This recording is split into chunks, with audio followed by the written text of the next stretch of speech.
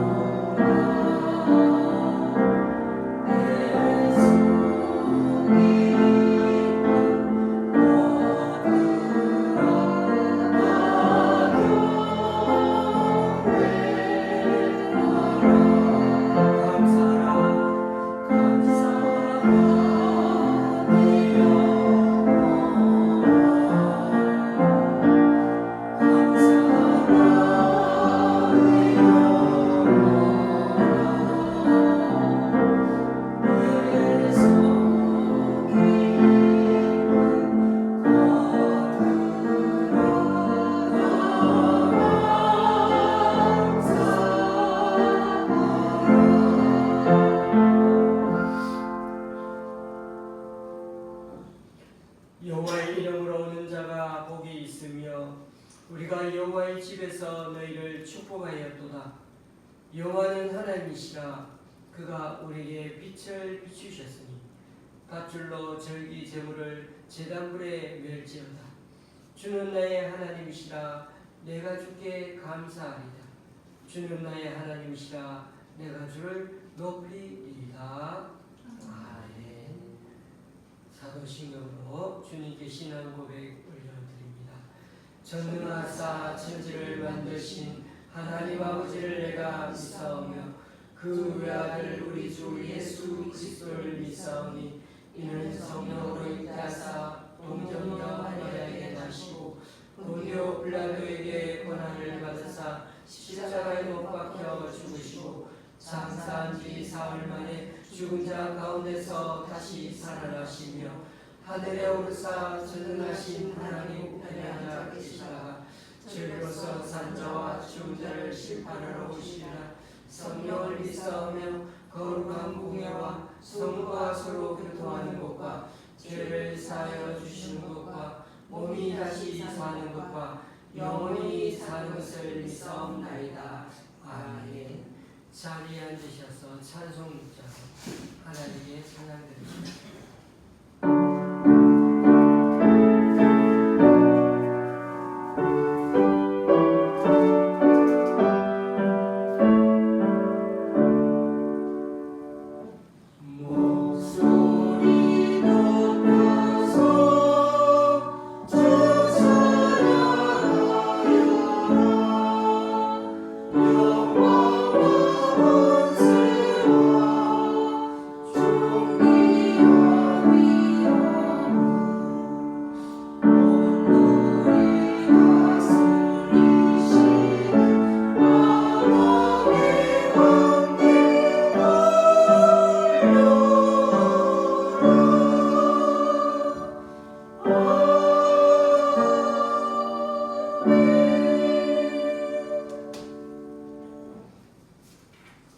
교동문 75분을 다 함께 기도하시겠습니다. 교동문 75분입니다.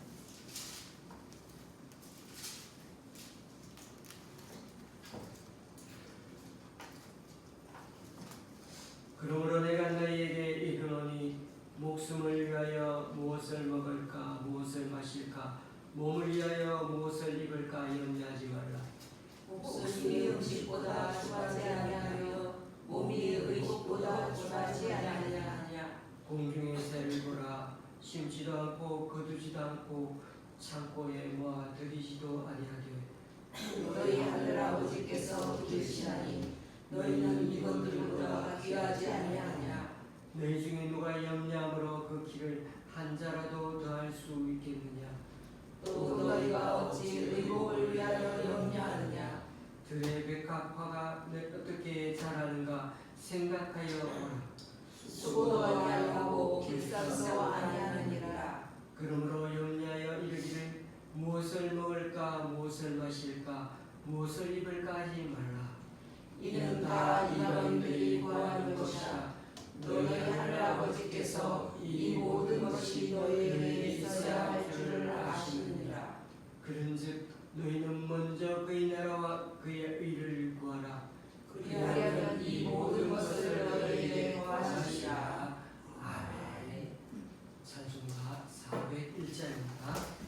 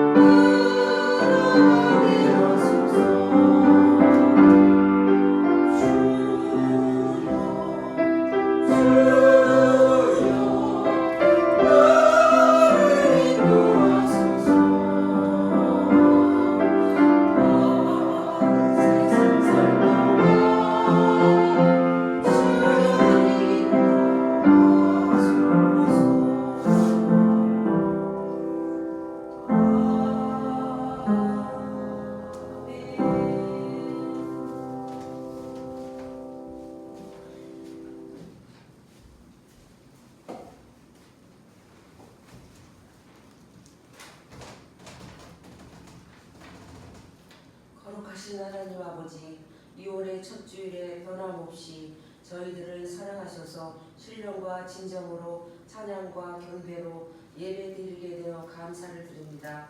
십자가의 도가 멸망하는 자들에게는 미련한 것이요 구원을 받은 우리에게는 하나님의 능력이라 하신 말씀처럼 자신을 살펴볼 때 미련하여 내 중심적으로 생각하고 이웃을 사랑치 못하고 쉽게 나오는 말로 상대방의 마음을 헤아라기보다 생채기를 내고 판단하는 어리석음을 있었음을 고백합니다. 이 시간 예배를 통하여 청결한 삶 가운데 하나님의 자녀답게 매 순간마다 나는 죽고 영광의 주를 십자가에 고정하고 바라보며 구별된 삶으로 인도하여 주시옵소서. 하나님 아버지, 이 나라와 지구촌을 위해 기도합니다. 지속되고 있는 전쟁이 하루속히 종식되어 파괴와 소중한 생명이 더 이상 다치고 희생하는 일이 없도록 하옵시고 고육과로 인하여 경제적으로도 갈수록 어려워지고 있사오니 회복시켜 주시옵소서. 우리나라 유전자들을 위해 기도합니다.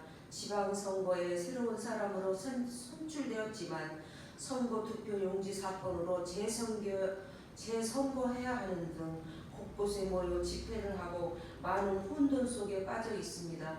통치권자이신 하나님께서는 은밀한 곳도 감찰하시는데 선악간에 심판하셔서 질서가 잡히고 안전한 생활을 가질 수 있도록 간절히 기도하오니 도와주시옵소서. 교회를 위해 기도합니다. 믿음의 조상들을 창세기를 통하여 묵상하며 언약의 하나님을 변치 않으시고 이루어신 그 여정이 오늘날 교회를 통해 역사하신 하나님께 감사하고 고린도 말씀을 배우게 됩니다. 목사님의 영육간 성령 충만케 하옵시고 맛있는 음식으로 먹이시는 전도사님의 건강을 늘 붙들어 주시옵소서. 또한 한우들을 위해 기도합니다. 강춘자 권사님이 새로운 데로 입소하셨는데 그곳에서 잘 적응하게 하옵소서. 강만구 집사가 회복 중에 있사오니 예전의 건강한 모습으로 강건케 하여 주시옵소서. 또한 정신적으로나 육체적으로 고통받고 있는 성도들을 기억하시고 어느 곳에 있을지라도 치유하시는 하나님께 의지하여 내 믿음이 너를 구원하신다는 말씀을 묵상하며 이겨낼 수 있도록 힘을 더하여 주시옵소서. 또한 참석지 못한 성도들 각 가정에도 평강의 주님을 바라보고 영생의 문을 두드릴 수 있도록 믿음을 경고케 하여 주시옵소서. 이 모든 기도를 우리 구주 예수 그리스도 이름으로 기도드립니다. 아멘.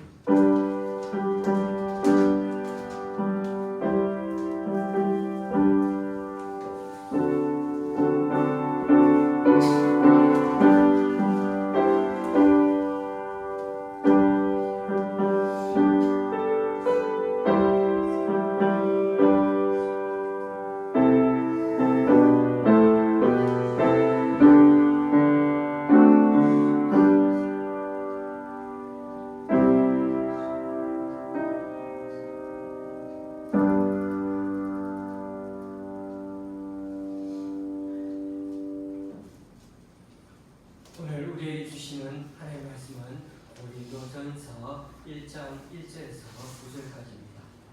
제가 가지고 있는 신약 성경은 263쪽입니다. 고린도전서 1장 1절에서 9절까지입니다.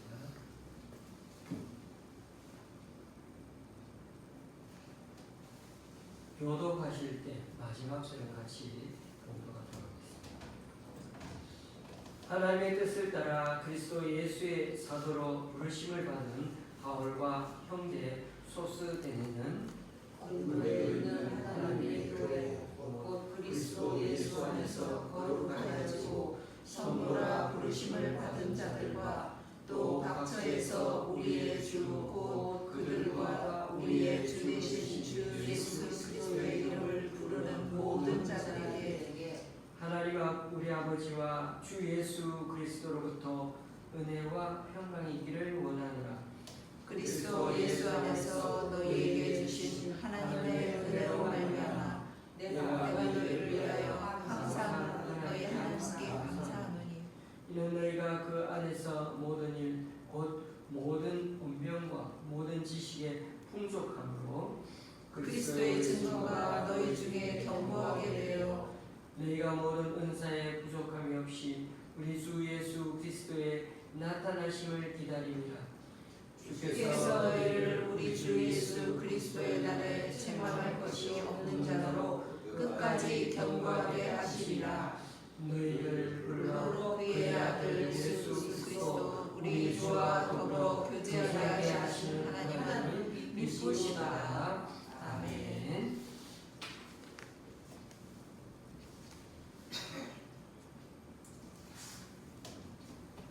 예전에 제가 10대, 20대 교회 다녔을 때, 그러니까 지금으로 치면은 30, 40년 된 일기입니다. 연세 드신 분들은 아시겠지만 그때는 정말 성도들이 참 열심히 했습니다. 무슨 일들을 해도 교회 일이 제일 우선이었죠. 교회에 무슨 일거리가 있어 와달라고 갑자기 부탁해도 그러면은 어떻게든 시간을 내서 오고, 무슨 부흥회나 특별 기도회가 있다 그러면 일하는 시간들도 다 조정해서 어떻게든 교회에 먼저 가는 게 당시 성도들의 마음 태도였습니다. 기억나시죠? 심지어 무슨 헌금이 그리 많은지 그래도 다들 군소리 없이 하나님께 드리는 거니까 아까워하지 않고 드리려고 정말 허리띠를 졸라매며 그래 살았습니다. 어떤 분들은 자기 집도 팔고 땅도 팔아 갖다 바치는 그런 분들도 참 한두 번이 아니고 많이 봐왔습니다.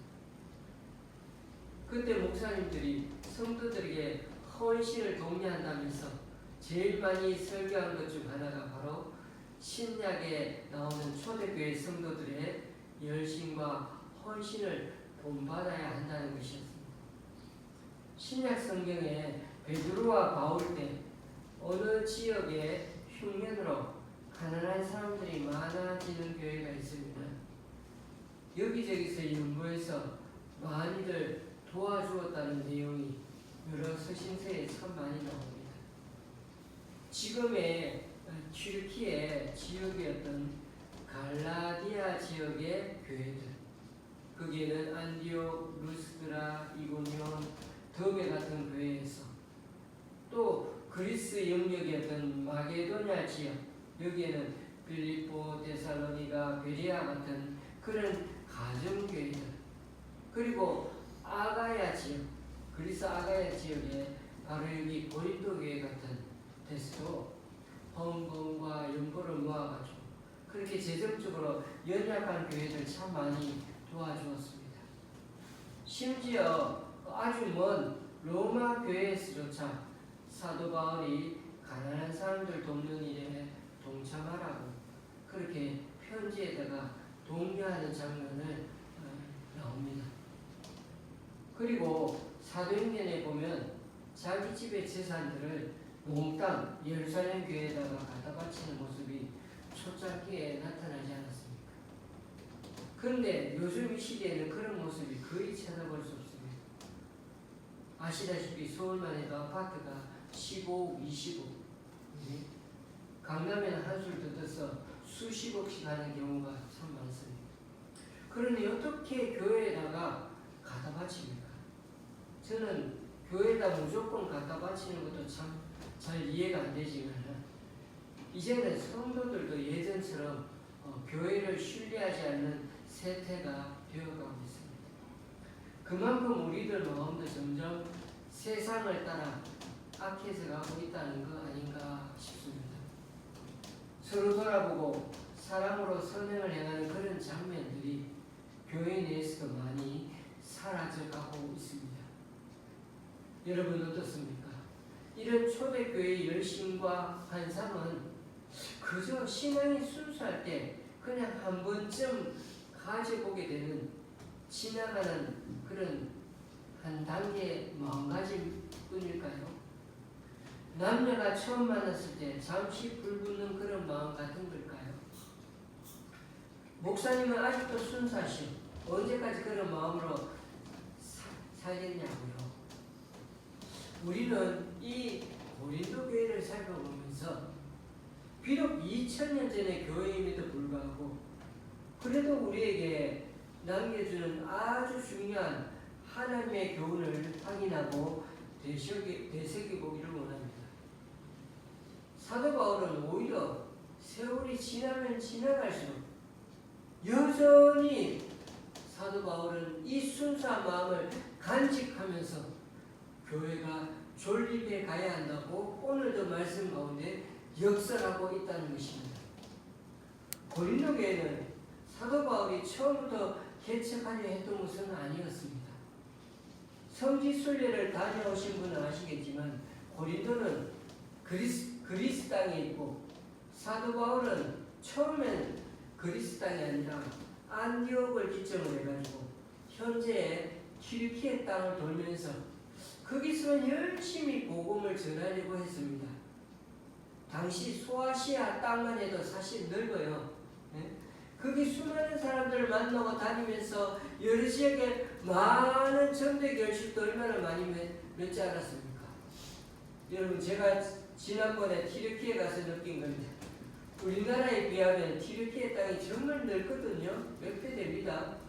제가 거기 가기는 한 20일간 방문했지만은 차로 다닌 것은 아마 그곳을 한 보름 동안 그렇게 여기저기 차로 갔는데 그때 차가 새 차를 뽑은 건데 5,000km 넘도록, 예?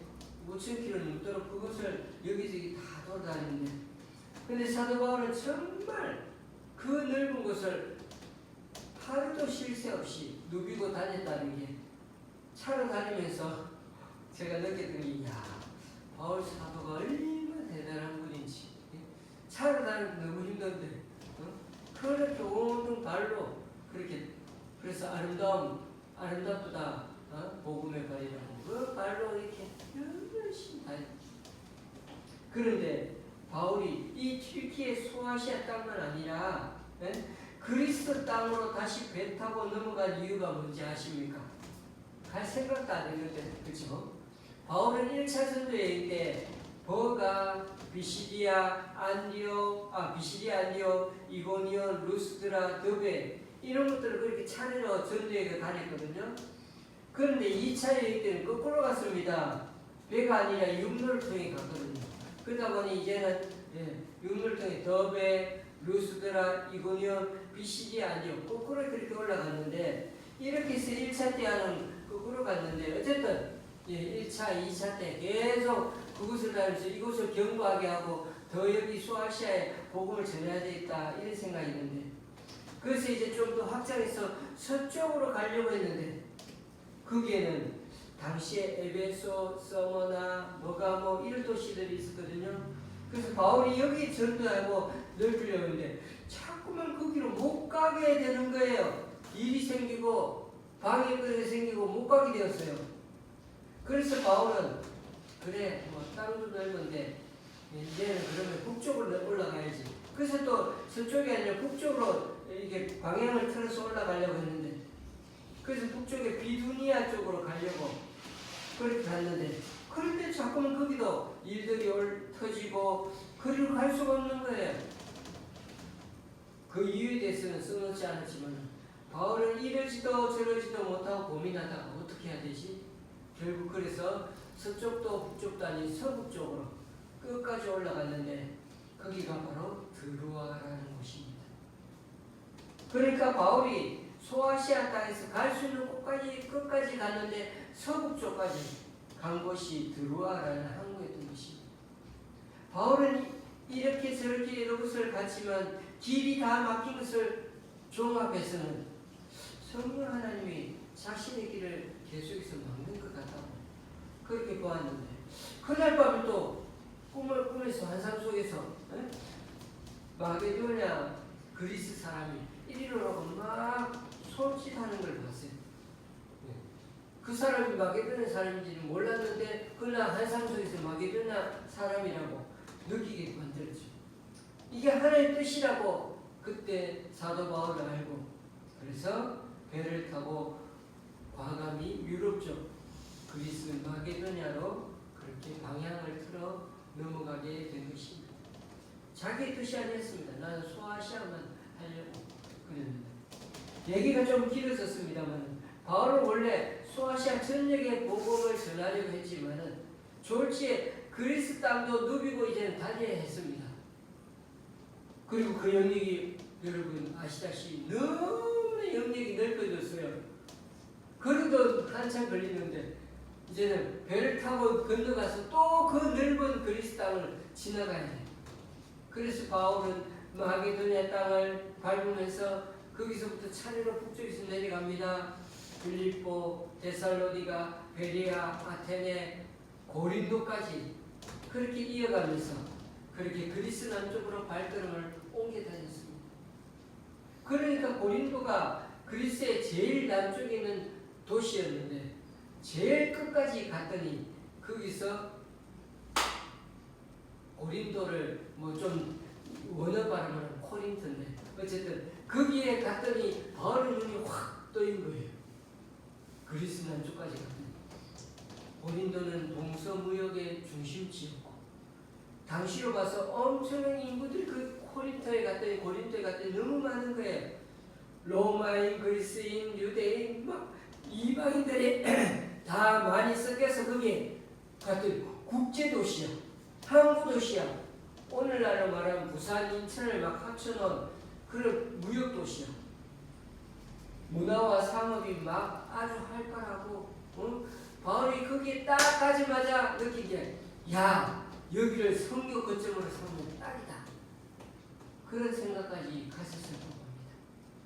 그러니까 바울이 소아시아에서 그렇게 고생해서 서쪽으로 가는데 막히고 북쪽으로 가도 일이 안 풀리고 얼마나 고생했습니까? 이게 다 결국은 돌아 여기까지 온 게 성령의 하나님께서 그리스에 보내시려고 이곳 고린도에 보내시려고 그런 거였구나 하는 생각을 사도 바울은 코린토에서 느끼게 되었던 것입니다. 저와 여러분의 인생을 돌아보시면 어떻습니까? 돌고 돌아 결국은 우리 좋은 시학교에서 저와 여러분을 와 계십니다. 여기서 이렇게 신앙생활하고 있는 거 아닙니까? 돌고 돌아서 교우님들 비록 우리 좋은 시학교에 너무나 작습니다. 그러나 저와 여러분이 이곳에 몸담고 있는 데는 다 하나님의 선하신 인도하심이 있고 성령 하나님의 이끄심이 있기 때문입니다. 앞으로도 저와 여러분의 발걸음이 좋은 시학교와 함께 성령 하나님의 이끄심 따라 계속 움직일 수 있기를 주님의 이름으로 축원합니다. 바울은 고린도 지역에 와서 선교 전략이 바뀌었습니다. 이전에는 어딜 가나 회당에 들어가 무조건 복음을 전하며 시작했는데 그리고 쫓겨나가면 또다시 다른 곳으로 이동해 갔는데 여기 그리스는 소아시아보다 훨씬 더 유대인의 반대가 극심했고요. 또 아테네 같은 경우에는 철학과 수사학 분위기가 아주 강해가지고 똑똑한 사람이 너무 많은 거야. 바울이 여기 아고라 광장 같은 데서 모여 막 말씀을 전하고 선포도 하고 얘기도 하고 했더니 토론 방식으로는 접근하기가 점점 어려움을 봉착했던 거예요. 그러니까 여기는 바울보다 언변과 지식이 뛰어난 사람들이 너무나 많은 거예요. 그렇다고 쉽게 물러날 바울은 아니거든요. 바울은 여기 고린도에서 장기전을 계획하고는 돈을 벌어가며 복음을 전하려고 생각했는데 마침 여기가 고대 그리스의 4대 경기 중 하나인 이스미안 경기가 2년마다 이 코린토에서 열리고 있었습니다. 그 당시에 4대 경기는 뭐 올림픽 경기도 있습니다만 하여튼 4개 중에 하나 이스미안 경기가 있습니다. 오늘날로 말하면 올림픽 같은 건데 이때 이 코린토에 수만 명 그 이상 되는 사람들 여기를 2년마다 찾아와가지고 텐트를 사가지고 일주일 또는 그 이상 여기 머물면서 경기를 막 구경하는 거예요. 그래 장사가 얼마나 잘 됩니까? 그러니까 천막은 당시 이동식 숙박시설 같은 거예요. 숙박업소 그런 게 얼마나 됐겠어요. 그러니까 이동식 숙박시설 같은 천막을 사거나 빌려가지고 그죠? 그렇게 멀리서 천막 가지고 올 수가 없잖아요. 그러니까 현지에서 구입하고 빌려 사용했던 거예요. 아시다시피 그 2년만 일어나는 그 천막을 위해서 천막업이 잘 돼도 그렇지. 그죠? 그것만 보고 또 천막업을 할 수는 없잖아요. 그런데 아시다시피 마침 천막 사업을 좀 크게 하는 부부가 있었는데 바로 우리가 잘 아는 브리스길라와 아굴라죠. 여기서 이 부부를 딱 만난 거예요. 바울 성경에 아주 큰 획을 긋는 계기가 바로 여기서 이 부부를 만난 거예요. 바울이 이 부부와 협력해서 천막업을 함께 도움을 하면서 마음껏 복음을 전하게 된 것이죠. 그리고 천막업은 천막만 하는 게 아니에요. 천막 재료가 가죽이니까 가죽 세공도 하고 직물 작업도 하고 차양막도 제작하고 상업용 덮개도 제작하고 또 천막으로 임시 상점도 전부 천막 같은 걸 만들어서 그것도 설치해주고 또 천막이 그 당시에는 군수용품으로도 많이 납품을 했으니까 그러니까 종합적으로 아주 다양한 일들을 다 포함한 직업이 당시에는 천막 제조업입니다. 그러니 당시 이런 가내 수공업은 정말 기술만 있으면 엄청 수입이 좋은 전문 직종이었습니다. 어쨌든 바울은 자신의 선교 기간 중에 가장 긴 1년 6개월간 여기서 장기적으로 여기 코린토에서 머물면서 그렇게 해당에서 복음도 전했고 또 실라와 디모데와 함께 오래 활동했습니다.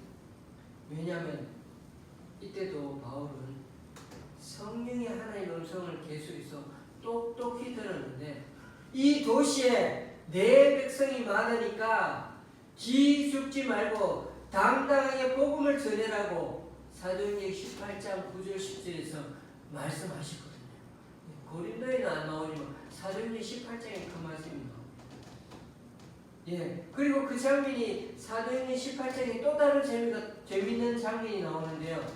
바울이 해당에서 복음을 전하는데 유대인들이 계속 안 받아들이고 바울을 내쫓으니까 이번엔 바울이 방식을 바꿔가지고 가정집에서 모이기 시작했는데 마치 그 집이 디도 유스도라는 사람의 집이었습니다. 이 사람은 이름이 로마식이어서 로마 신분의 사람으로 보이는데요. 여러분 로마 당시에 로마 신분 그러면 굉장히 요즘 미국 시민하면 이렇게 대우를 받지 않습니까? 우리도 미국인은 건들지 못합니다. 모스탄 대사가 이 사람도 지금 미국 시민이라는 걸 가지고 건들지 못하잖아요. 자, 어쨌든 그 당시로 보면 신분이 높아요. 이 사람을 누가 쉽게 건드리기 어렵다는 것인데 마침 이 사람의 집이 어디에 있었냐? 유대 해당 바로 옆집이었다는 것입니다. 그게 사도행전 18장에 나옵니다. 바울은 해당에 쫓겨나서 멀리 간 게 아니라 해당 바로 옆 가정집에서 교회를 시작했는데 그때 회당장이었던 그리스도가 해당을 들락날락 해당장이니까 들락날락 하다가 졸지에 해당 옆집에 있던 유스도를 통해 믿게 되어가지고 바울에게 세례까지 받게 되었던 겁니다.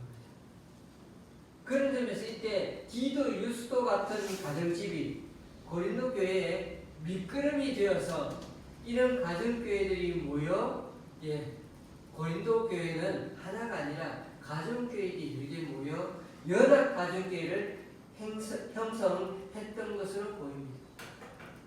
그러니까 이제부터는 회당에서 복음을 전하기 어려우니까 어떻게 바꿨다고요? 가정집을 사역 거점으로 삼아서 시작했던 게 바로 고린도에서 시작한 겁니다. 그래서 고린도 교회는 어느 한 개의 건물을 가진 교회가 아니라 어느 정도 집을 오픈해서 모을 수 있는 가정을 중심으로 20-30명 정도 많게는 더 적게도 모을 수도 있고 더 많게도 모을 수 있고 어떤 가정은 더 잘 살면은 그죠? 더 많이 모을 수도 있었을 텐데 어쨌든 그런 가정집이 여러 개 형성된 가정교회가 바로 고린도 교회라고 그렇게 이름을 붙였다는 것입니다. 지금 저희 좋은시학교회는 올해 12주년을 맞게 됩니다. 사실 인간적으로 보면 12년 동안 지내면서 더 쪼그라들었는데 참 하나님께 면목이 없습니다. 그러다 보니 이렇게 버티고 있는 것 자체가 하나님께 참 송구스럽기 짝이 없습니다. 그래서 오늘처럼 교회 생일을 그냥 슬쩍 지나쳐볼까 하는 생각도 이 목사가 많이 생각하게 돼서 얼마나 죄송합니다만 하나님 앞에 있는 그대로 다시금 내보이면서 용서를 구할 것은 구하고 또 하나님께 감사드릴 것은 감사드려야 하지 않나 하는 그런 심정으로 또다시 이렇게 뻔뻔스럽게 하나님 앞에 교회 설립 감사 예배를 드리게 되었던 것입니다. 사실 고린도 전후서를 읽으면 고린도 교회가 참 문제가 많고 세속화되어 있고 서로 제 잘난 맛에 사는 교회 같습니다. 은사도 많고 잘 사는 사람도 많고 또 사회적으로나 세상적으로 잘 나가고 똑똑한 사람도 많습니다. 그런데 보십시오. 고린도전서 편지 내용을 배우다 보면 교회 공동체 분열 문제, 성적인 문란 문제, 법정 소송 문제, 결혼 문제, 우상제물 문제, 자유 문제, 은사 문제, 빈부차로 인한 성만찬 문제, 교리에 대한 부활 문제 등등 온갖 문제에 대해 정말 한가득 이 고린도전서에는 다뤄지고 있습니다. 읽으면 봐도 당시 지도자 바울의 머리가 정말 터져 나갔을 것 같다 이런 추측이 듭니다. 이 하나하나에 대해서 다 답변을 해야 되는 말입니다. 아니 겉으로 보면 참 은사 많고 풍수하는 것들이 많은 교회가 종합 선물 세트처럼 이렇게 문제투성이 가득한 교회를 배운다는 게 놀랍지 않습니까?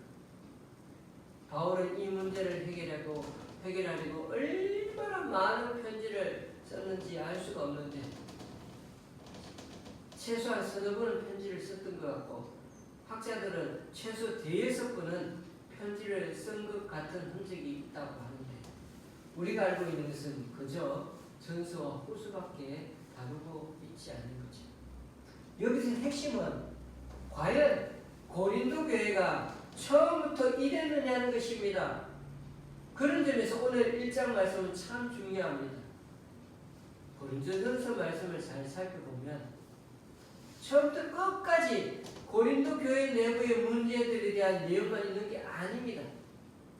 대부분은 그런 내용으로 가득하지만은 처음 1장은 마지막 부분 15장은 십자가와 부활에 대한 얘기입니다.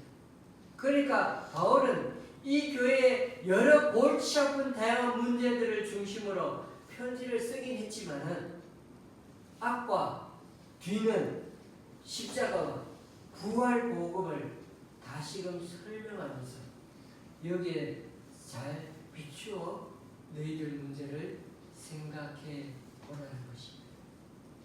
어쩌면 고린도 교회의 많은 문제들은 어떻게 보면 복음을 잘 몰라서 생긴 문제이기 때문에 진정한 해결책과 처방은 오직 복음으로 새로워지는 것밖에는 없다는 것입니다.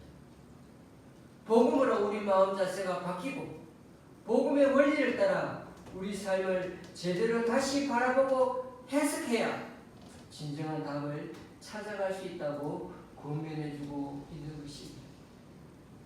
사도 바울은 오늘 편지 첫머리에서 이 문제 많은 교회를 어떻게 부르며 편지를 시작하고 있습니까? 2절에 보십시오. 하나님의 교회라고 하지 않습니다. 비록 고린도에 있는 여러 가정교회가 문제가 많아도 하나님께 부름받은 그 하나님의 백성들이 모인 사람들이라는 것입니다. 저 같으면 솔직하게 말씀드리면 말 안 듣고 문제 있는 성도가 자꾸 생각이 나서 하나님 교회 이런 표현을 고린도 교회에는 쓰고 싶지 않을 것 같아요. 문제가 너무 많으니까. 하나님 이 사람들은 하나님 자녀 같지 않은 것 같아요. 아니면 하나님 저 몇 사람만 좀 빼면 그래도 하나님 교회 같은데 말입니다. 이렇게 말했을 것 같아요. 그러나 바울의 생각은 달랐습니다. 지금 현재 모습이 어떠해도 이들은 하나님 부르신 사람이라는 데서 바울은 우선 출발합니다. 두 번째로 바울은 그리스도 예수 안에서 거룩하여진 자들, 곧 성도로 부름받은 자들이라고 명확하게 밝히고 있습니다. 여기서 거룩이나 성도라는 말을 처음부터 두 번이나 되풀이하고 있고 나중에는 이런 말들이 계속 서신서에 여러 번 나옵니다. 그런데 성경에서 말하는 거룩이라는 말은 근본적으로 우리가 말하는 도덕적 개념이 아니고요. 물리적인 개념입니다. 무슨 말이냐면 성도 자체가 도덕적으로 거룩해져서 거룩하다 말하는 게 아니고요. 하나님 편에 있고 이 세상으로부터 분리된 상태가 바로 거룩하다는 뜻입니다. 그러므로 거룩이라는 단어는 너희가 깨끗해서 거룩하다 이렇게 말하는 게 아니고 지저분하고 덜 깨끗하고 그렇게 보여도 하나님 편에 있고 이 세상으로부터 분리된 상태가 바로 거룩하다는 것입니다. 그러므로 거룩이라는 단어는 하나님이 인간을 불러내어 하나님 편에 속하게 했을 때 사용하는 단어입니다. 하나님이 거룩하시니까 그 길에 속하는 자들도 어떻게 거룩한 자들일 수밖에 없다는 것입니다. 눈을 봐서는 거룩하지 않는데 지저분한 것도 많은데 물론 지금은 거룩한 모습이 아니더라도 그 불러주신 뜻에 따라 앞으로 점점 도덕적으로 거룩하게 변해가야 할 존재라는 의미가 거기에 담겨 있습니다. 세 번째로 예수 그리스도의 이름을 부르고 고백하는 자들이라고 말합니다. 그렇습니다. 그리스도인은 매주 예배를 드리고 매일 삶 속에서 하나님을 나의 주인으로 고백하고 찬양 경배하는 사람들을 가리키죠. 그러나 솔직히 보십시오. 고린도 그리스도인들은 매일 하는 게 뭡니까? 만나면 자신의 부유함과 우월성을 더 자랑하면서 내가 너보다 낫다. 그런 속으로 생각하면서 자신들을 다른 그리스도인들과 비교해서 좀 더 나은 사람들로 생각하는 그런 교만함을 갖고 있는 사람들이 많았습니다. 그래도 바울은 이들을 향해 예수 그리스도를 찾는 사람들이라고 말하고 있습니다. 마지막으로 9절을 보십시오. 고린도 교인들을 예수 그리스도와 더불어 교제 속으로 부름받은 자들이라고 말하고 있습니다. 하나님의 백성이 되었다는 것은 그저 여러분 하나님 편에 한번 소속되었다 그런 뜻만 있는 게 아닙니다. 예수님과 함께 십자가에 못 박혀 죽고요. 예수님과 함께 부활하여 이제는 언제든지 연합한 존재가 되었다는 걸 의미합니다. 우리는 한 번 되는 그런 걸 얘기하는 게 아닙니다. 예수님의 죽으심과 부활이 이제는 우리와 관계가 있고 그리고 이제는 우리가 지금도 주님과 연결되어 가지고 계속해서 여전히 교제하는 존재가 되었다는 것입니다. 그러니 우리가 지금 구원받았다는 것, 구원받고 계속해서 우리를 괴롭힐 때 당신 구원받았습니까? 할 때 확신 있게 말할 수 있는 대답이 뭔지 아십니까? 우리가 지금 구원받았다는 가장 확실하게 확인하는 방법, 지금 내가 하나님과 교제하고 있는지를 보면 알 수 있습니다. 여러분, 신앙은 과거에 한번 믿는 거 예수님 믿겠습니다 이렇게 말한다고 천국 가는 게 절대 아닙니다. 지금 현재 계속해서 주님과 교제하고 기도하고 주님의 음성을 들으면서 사는 것이 아주 중요합니다. 그래서 큐티가 중요하고 지금 우리가 계속 주님께 기도하는 것이 중요합니다. 바울은 지금 편지를 통해 이 문제 많은 고린도 교회인데도 불구하고 제일 먼저 하나님의 교회요 거룩한 자들로 부름받은 자들이고 예수님의 이름의 능력을 고백하고 체험하는 자들이요 또 지금도 예수님과 함께 교제하면서 사는 자들이라고 편지 앞부분에서 이렇게 먼저 밝히고 있습니다. 그렇습니다. 지금 우리 신앙에 문제가 여전히 많아도 그럼에도 늘 먼저 출발해야 하는 지점은 하나님이 부르시고 하나님이 세우시고 하나님과 교제하는 교회라는 데서부터 출발해야 한다는 것입니다. 그래야 소망이 있고 그래야 그곳에 하나님의 은혜와 성령의 역사가 임할 수 있는 것입니다. 내가 붙잡고 사는 것이 신앙이 아니고요. 내가 잘나서 그렇게 된 것이 아니고요. 하나님이 우리를 붙잡고 있어서 그것이 하나님의 교회가 되는 것입니다. 교훈입니다. 고린도전서를 읽으면 교회가 이렇게 문제 많고 사사건건 바울에게 책망만 받는다면 이게 무슨 교회냐 이런 생각이 드실지 모르겠습니다. 이 서신서를 하나하나 잘 살펴보면요, 2000년 전에 이 교회가 바로 오늘날 우리들 교회를 가리키고 있는 것처럼 딱 그렇게 느껴집니다. 바울이 고린도에서 천막을 만들고 있던 시절을 사실 제가 한번 역사를 따져보니까 우리나라 한반도는 그때 고구려 백제신라 그것도 이 세 나라의 초기 왕들이 이제 막 기틀을 잡아가고 있는 시대가 그때 사도 바울이 활동하는 시대였습니다. 경남 지역에는 그때 금강가야, 아라가야, 보령가야, 성산가야 이런 가야 연합체가 있었던 시대 그때의 얘기입니다. 정말 너무나 오래됐죠. 이런 걸 생각하면 바울 시대는 정말 너무나 오래된 시대 얘기인데요. 그런데도 이 바울 시대 얘기가 오늘날 우리 시대 사람들 심성과 참 비슷하다는 걸 느끼게 됩니다. 사는 모습 너무 다르고 그쵸? 휘황찬란하게 그때와 지금 너무 다른데 그 마음속은 왜 이렇게 똑같은지 모릅니다. 이처럼 사람 심성은 그냥 그대로라며 지금이나 예나 아무 소용이 없습니다. 처음엔 순수하게 교회 생활을 해도 갈수록 점점 교만해지는 게 바로 인간의 심성입니다. 지금까지 내가 된 게 이렇게까지 된 게 다 하나의 은혜가 아니고 우리가 좀 뭔가 그럴 만한 게 있다는 거예요. 이유가 있다는 거예요. 그러므로 여러분 신앙의 핵심은요 사람에게 있지 않고 하나님의 신실하심 믿부신 하나님에게 달려있는 것입니다.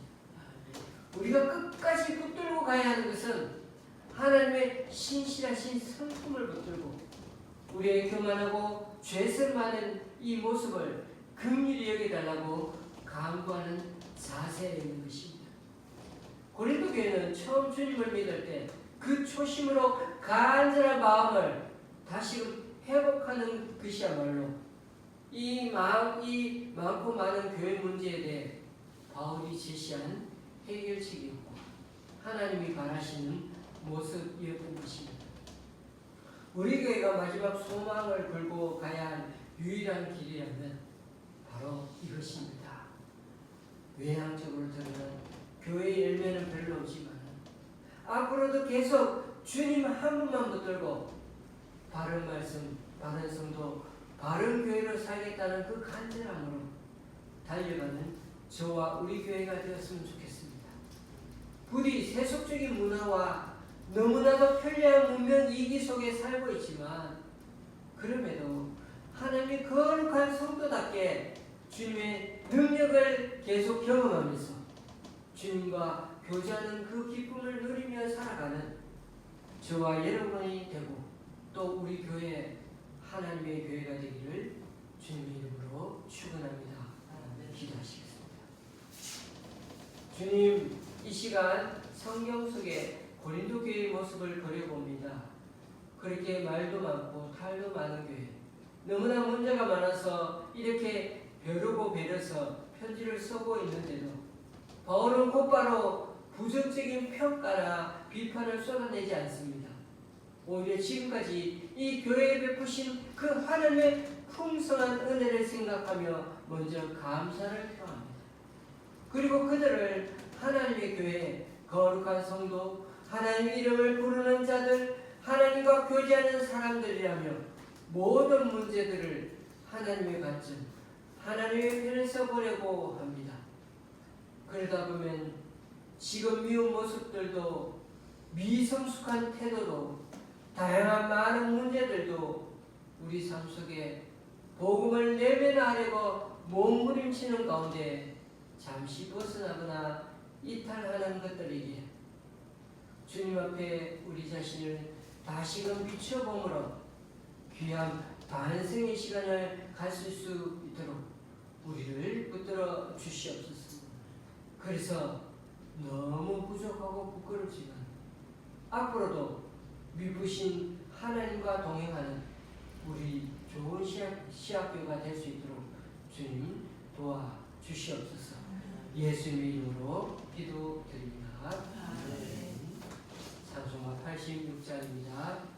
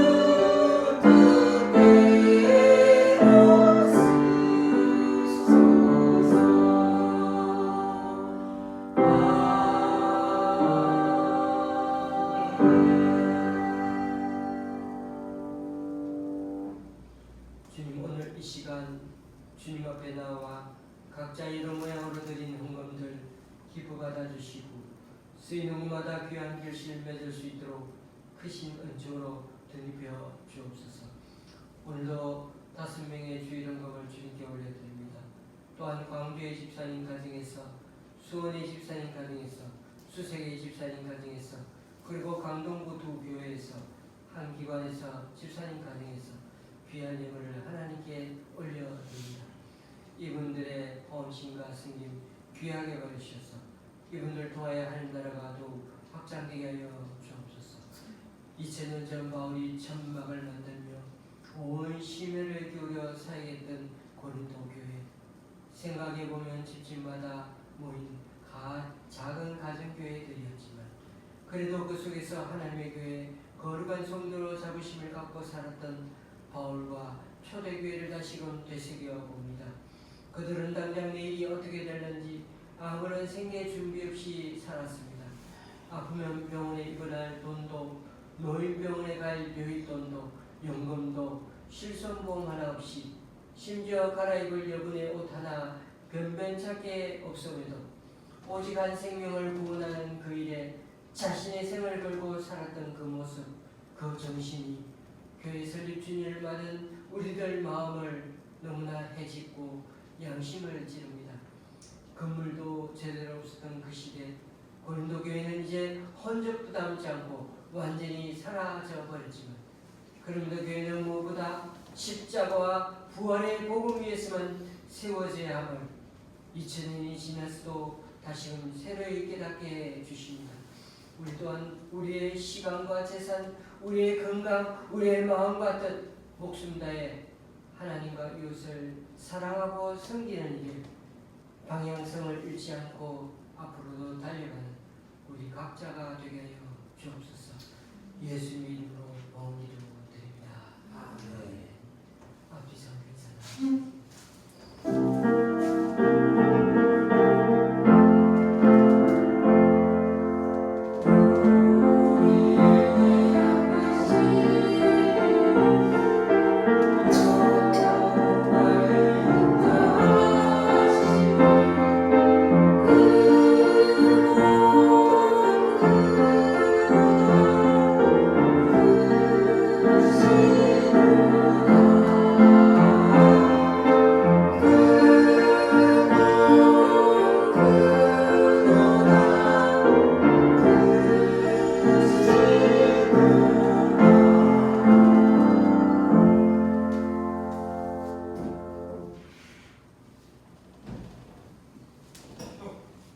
우리 강춘자 권사님은 일산에는 보아서 골든피어라는 요양원에 계시고 2인실에 계신 것 같습니다.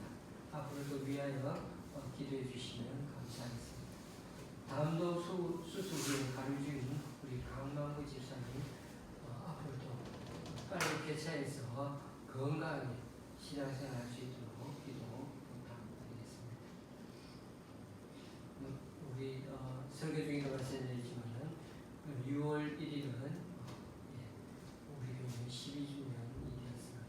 늘 하나님께 감사드리고 앞으로도 주님 앞에 좋은 시합이고 바른 말씀, 바른 정도, 바른 교회로 세워가는 그런 우리가 되었으면 좋겠습니다. 찬송가 53장입니다.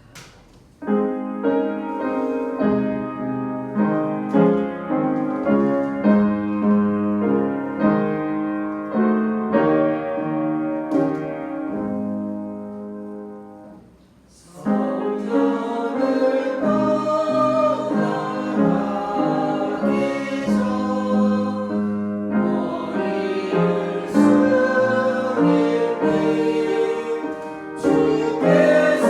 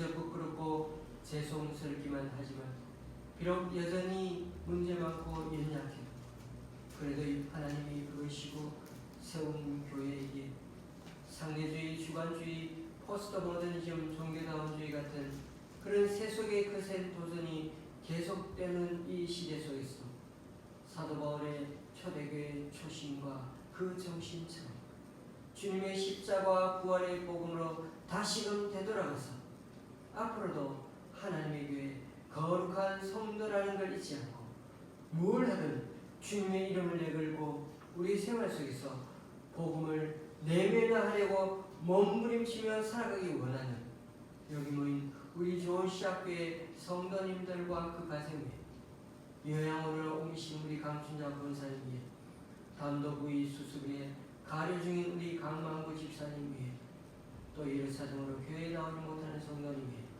이제부터 영원히